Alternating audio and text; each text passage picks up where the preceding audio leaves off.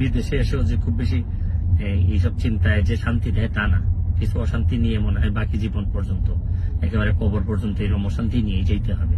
আমার জীবনে অনেকগুলা ভুল সিদ্ধান্ত, ভুল কাজ আছে আমার জীবনে। আমি মানুষ হিসেবে অনেক ভুল করছি। শুরু করিতেছি মহান আল্লাহর নামে, যিনি পরম করুণাময় এবং অত্যন্ত দয়ালু।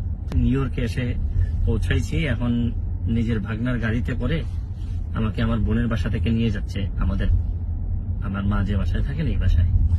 তো থাকতে থাকতে অনেকগুলা মেসেজ পেয়েছি বাংলাদেশ থেকে, যদিও এটা নিয়ে খুবই আমি চিন্তিত ছিলাম বা কথা বলা দরকার আমি ভাবতেছিলাম।